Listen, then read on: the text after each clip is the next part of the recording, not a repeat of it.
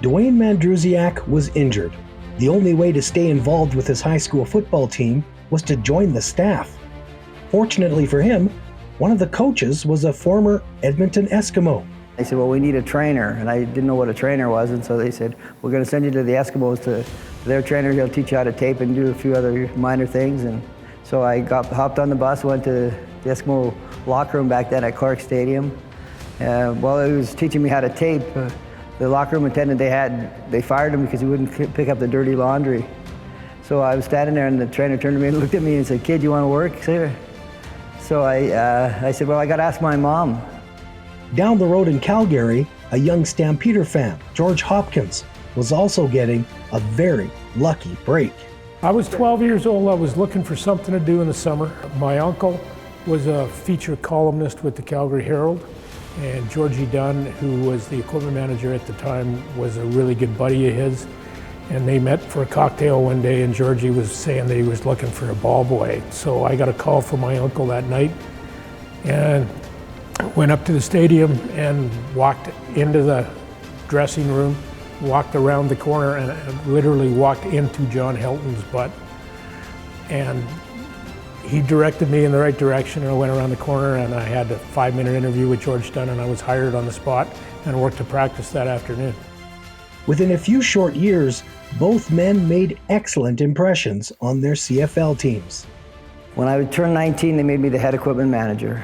And Mr. Kimball said, "Kid, if I don't talk to you all year, that's a good thing." And I was kind of like, what? Why would you want to talk to me? And he looked at me because he saw that I was kind of confused. He said, "We're going to let you do your job. We know you can do the job." And we didn't talk all year, so it was a success. In 1977, they had changed. George Dunn was relieved of his duties, and they brought in a new guy to be the equipment manager. He was in a little bit over his head, and he made it through the 4 exhibition games and quit the day after the 4th exhibition game, which was the day before final cuts. So I actually went in to see Jack and said, "I've been accepted at the University of Calgary in the fall, so you can have me as an assistant for the summer, and then I'm going to the university full-time, or you can take a gamble on, you can hire me as your equipment guy." And I had turned 18 the day before. So, and he didn't really have a lot of choice at that point in time, but I will give him credit. He took a gamble on an 18-year-old kid, and I've been the equipment manager ever since.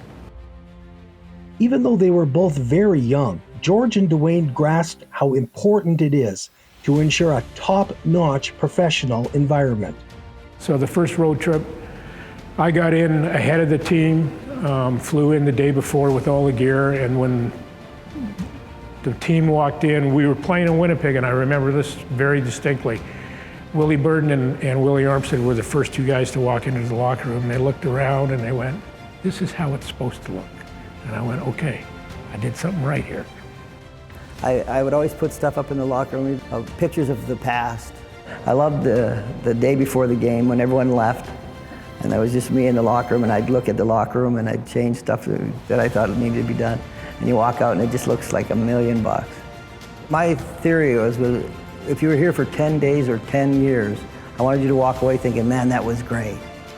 Over 1,000 games each, a total of 17 Grey Cups between them.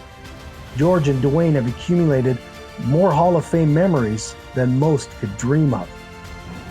My dad getting my first ring, that was cool. And my mom, for 35 years, did all the repairs on our jerseys at Tor and stuff, but never went to a game because she thought it would be bad luck.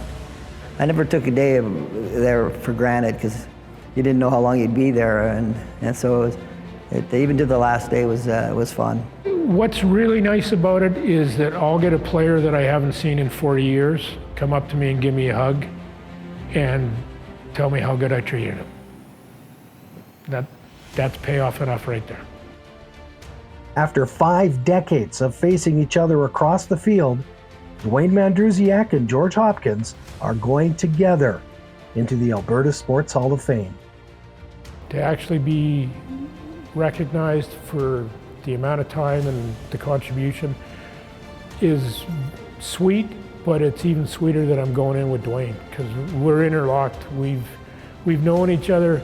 We met at the 75 Grey Cup in Calgary, where I was a ball boy with the Stampeders, and he was a ball boy with the Eskimos, and they took our locker room over. So we've known each other for 50 years. One of my favorite moments of the season would be the Labor Day game. We'd play in Calgary, and people didn't notice it, I guarantee, but Georgie and I would meet at center field.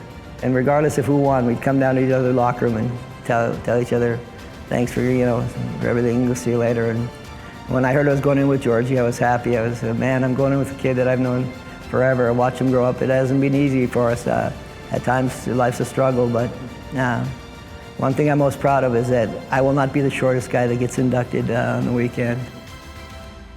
Ladies and gentlemen, please welcome into the Alberta Sports Hall of Fame 2025 inductees, George Hopkins and Dwayne Mandrusiak.